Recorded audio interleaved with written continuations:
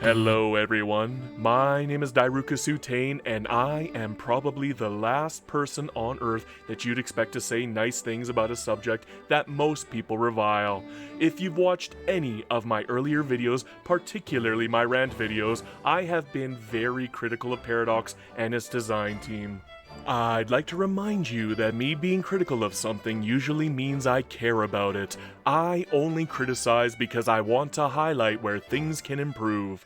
Hopefully it didn't burn a few bridges, but I have never been one to worry about things like catering to the viewership nor access media when it comes to my personal opinions and what I consider to be the truth.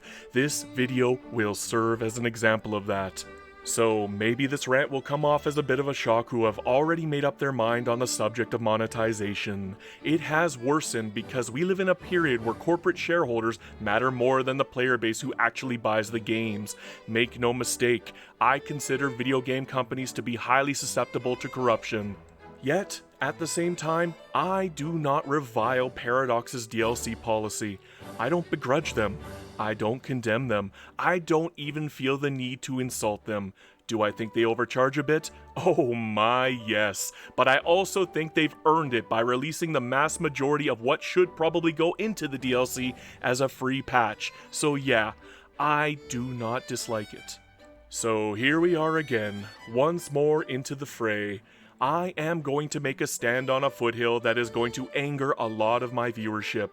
This might be because I've seen the horrors of what gacha games can do. I've had friends drop tens of thousands of dollars on terrible mobile Marvel fighting games. I've had other friends rebuy the same player cards for thousands of dollars on barely updated yearly iterations of FIFA.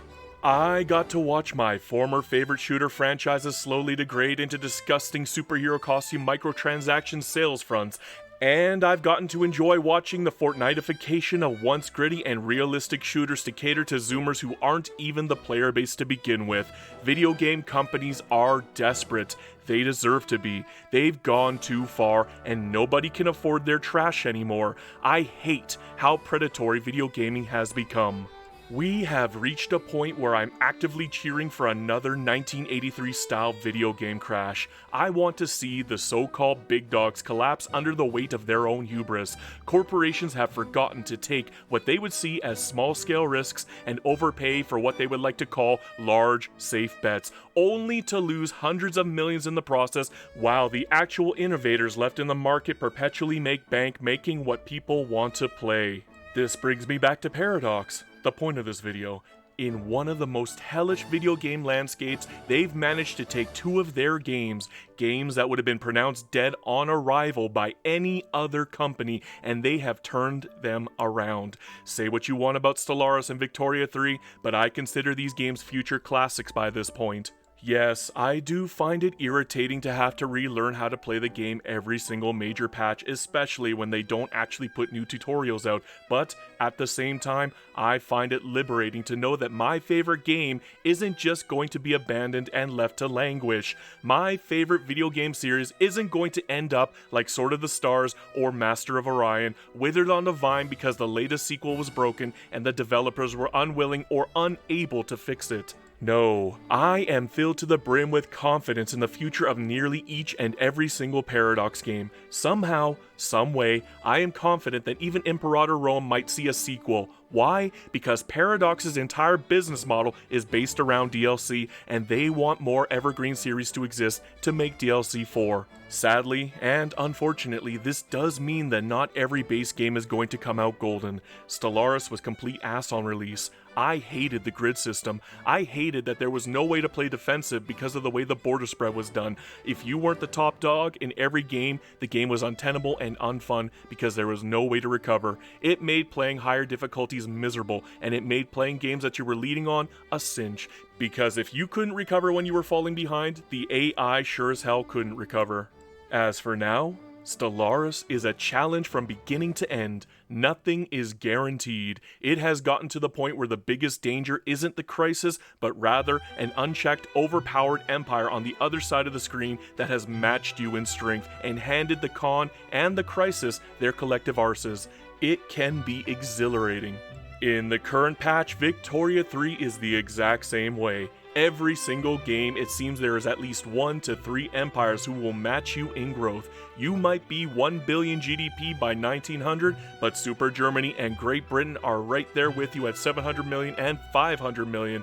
If you did not check them early, they will band together and smash you back into the ground with a cut-down war if you get too cheeky too fast. Believe me, I know.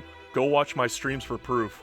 Victoria 3 is a game that only exists because of their DLC policy. It affords them the excuse to revisit games that are already technically finished, and it gives them an excuse to let their teams fix problems, add features, and change mechanics that do not work. Overall, yeah, it is expensive, and the DLC over time can end up in the thousands. This can be especially heinous if you ended up joining the party late. While I can safely ignore what I have spent on Europa Universalis 4 because I bought it day one, and I bought every DLC when it came out, I can only imagine the sticker shock new players face should they try to buy everything all at once without a Steam sale attached. I will also agree that it is distasteful when they occasionally tack on content as a day one DLC or for premium editions. I really do wish they'd be a little more courteous to new players getting into the market late in the game's lifespan.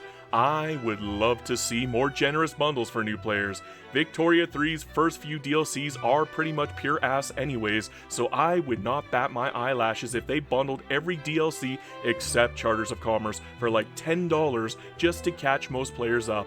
Maybe only allow this offer for people who are buying the base game at full price to prevent key reselling abuse.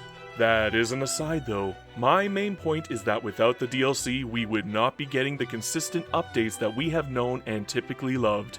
Most other companies would have just abandoned Victoria 3 unceremoniously and left the fans to rot.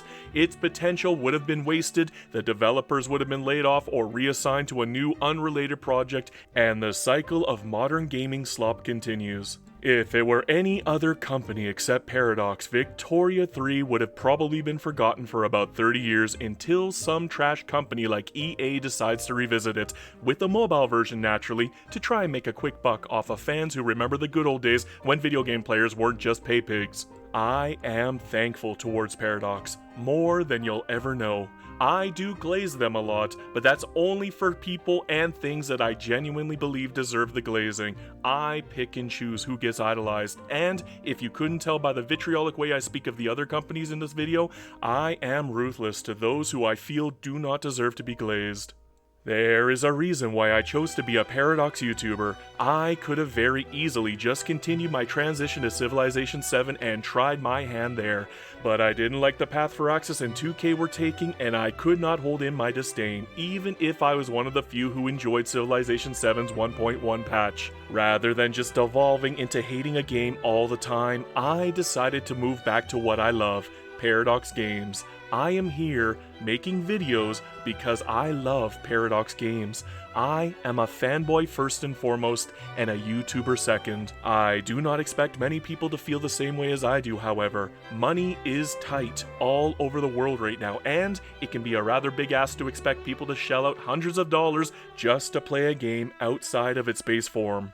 The biggest problem with DLC is that they do add up over time, and the base price sticker shock is aggravating. I understand why they want to keep the base prices high though. It is so they can mass sell their products during Steam sales at minus 75% or minus 95% off pricing points. Still, at the end of the day, I do not hate Paradox's DLC policy.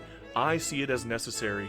I see it as a subscription model that I continually pay to ensure that my favorite games will be around a decade from now.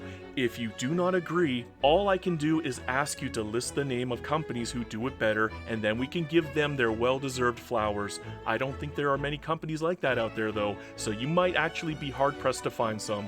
Now, I hope you still enjoy playing Victoria 3 and other Paradox games in spite of this little rant. I just wanted to get it off my chest because I have been seeing a lot of other YouTubers rage about DLC lately, and Paradox's name keeps ending up in their mouths. Just consider this video to be my Will Smith moment where I say, keep my favorite game company's name out your fucking mouth! Anyhow, good night, and always remember, Hail Hydra Cat.